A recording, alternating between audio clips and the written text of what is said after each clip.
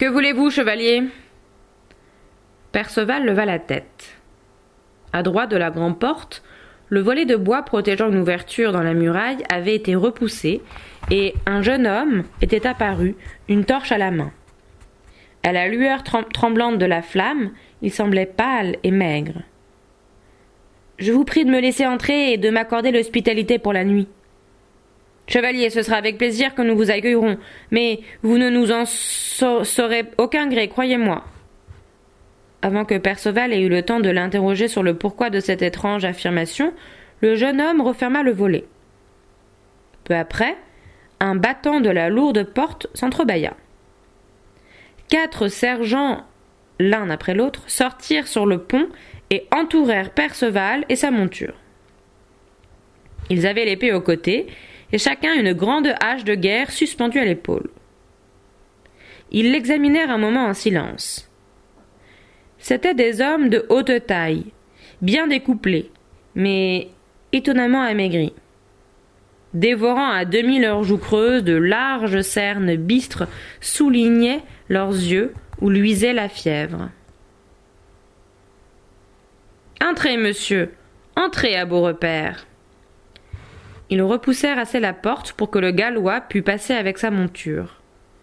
Ils la refermèrent aussitôt derrière lui et la barricadèrent. Ils l'escortèrent dans les rues pentues du bourg. Pas un feu, pas la moindre flamme de chandelle ne brillait derrière les fenêtres des maisons.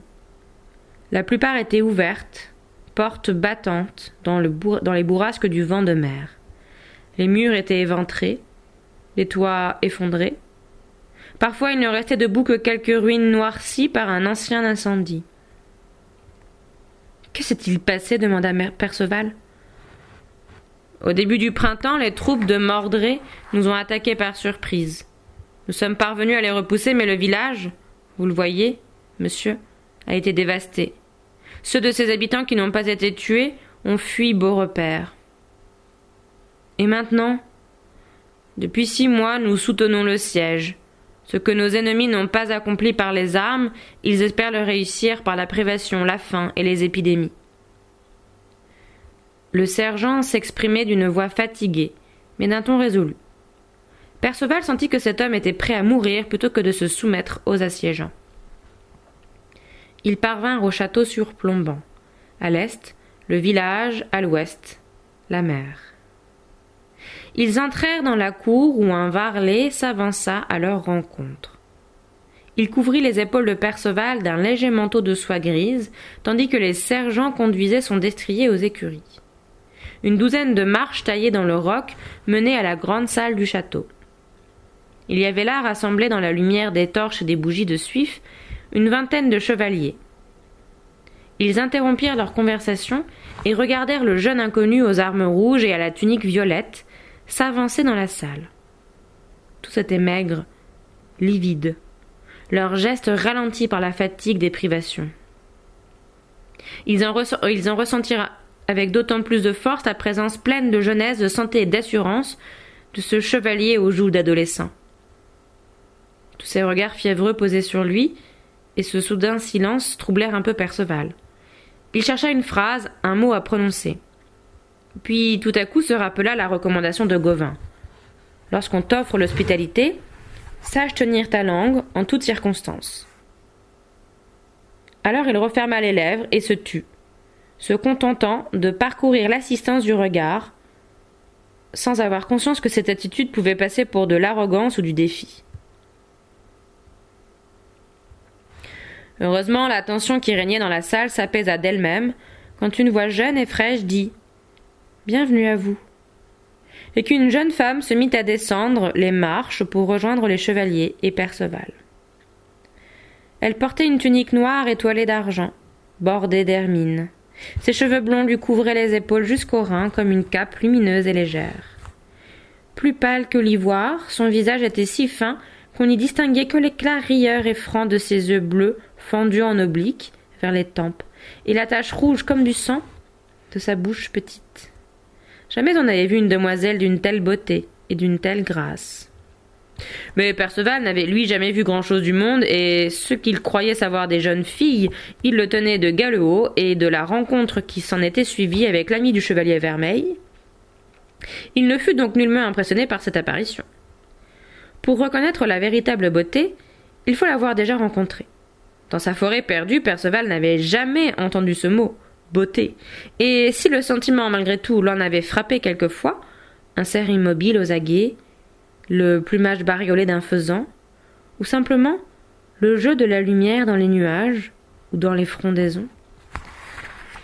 Il ne s'était jamais dit « c'est beau ». Il prenait les sensations comme elles venaient, puis les oubliait.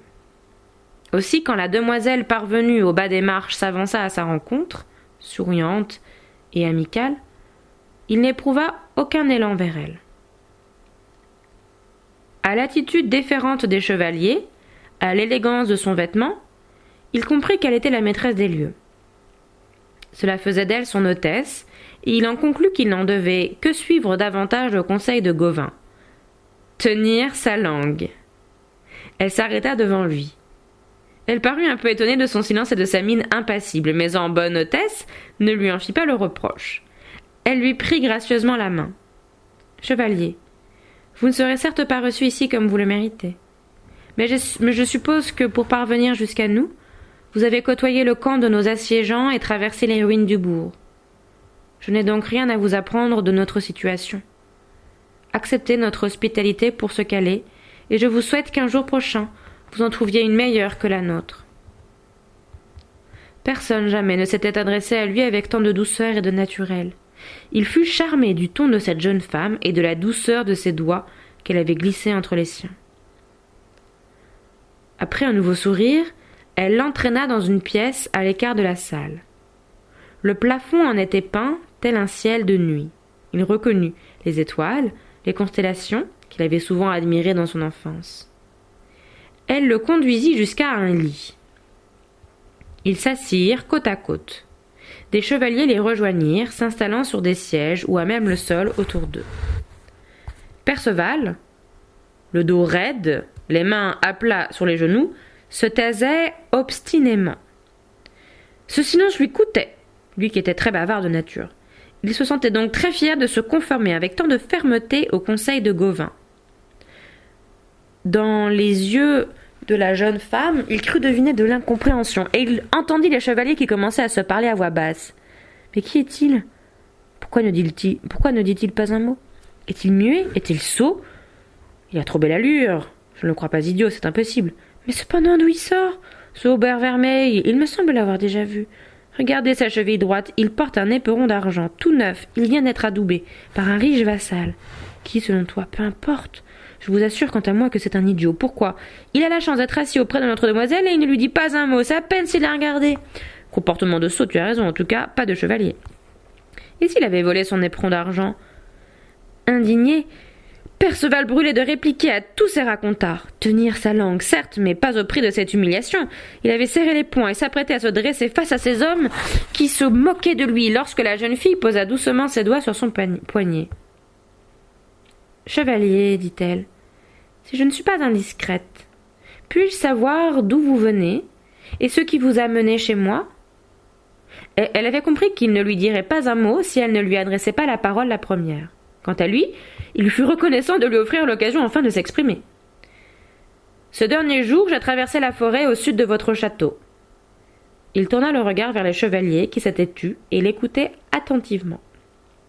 « Auparavant, poursuivit-il avec orgueil, j'ai eu l'honneur d'être adoubé par le chevalier Gauvin et de séjourner dans sa demeure.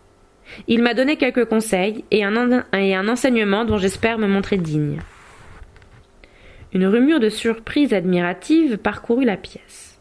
« Mon doux ami, déclara la jeune femme, j'aime comme vous avez dit cela. Vous avez parlé avec beaucoup de délicatesse et de courtoisie. Je connais Gauvin. Qui ne le connaît pas ? C'est un homme d'honneur et le neveu du roi Arthur. Il n'a pu que vous donner le meilleur des enseignements. » La jeune fille se mit debout. « Permettez-moi de me présenter. Mon nom est Blancheflore. » Il se dressa à son tour et inclina la tête. « Perceval, dit-il simplement. » elle eut un imperceptible mouvement de surprise. Elle avait heureusement appris à rester maîtresse d'elle-même, quelles que soient les circonstances, pour qu'un jeune rustre comme le Gallois ne s'aperçoive de rien. « Eh bien, Perceval, puisque tel est votre nom, reprit-elle en le ramenant dans la salle, notre hospitalité va vous paraître bien médiocre après celle que vous avez dû connaître chez le puissant et riche Gauvin. Nous n'avons ce soir pour toute provision que 6 miches de pain, et par la grâce de Dieu, un chevreuil qu'un de mes hommes a tué ce matin d'une flèche. Je veux y voir le présage que vous passeriez chez nous. » Sur un signe, elle fit dresser les tables. Les varlets lui obéirent avec empressement, et c'est avec le même empressement que tout le monde s'assit pour dîner. Ces hommes, que la faim tenaillait depuis des mois, dévorèrent le chevreuil et le pain de très grand appétit. Blancheflore elle-même mangeait avec un visible plaisir, si bien que le repas se termina très vite, et sans qu'aucun mot fût prononcé. Après quoi la demoiselle et plusieurs de ses chevaliers accompagnèrent Perceval à sa chambre. Les autres, ainsi que la plupart des sergents, se préparèrent à une nuit de veille et de vigile. Depuis le premier assaut des troupes assiégeantes, on craignait une nouvelle traîtrise de leur part, une attaque nocturne en contradiction avec toutes les lois de la chevalerie. Perceval vit avec satisfaction que le lit qu'on lui offrait était des plus confortables. Il n'en demandait pas davantage.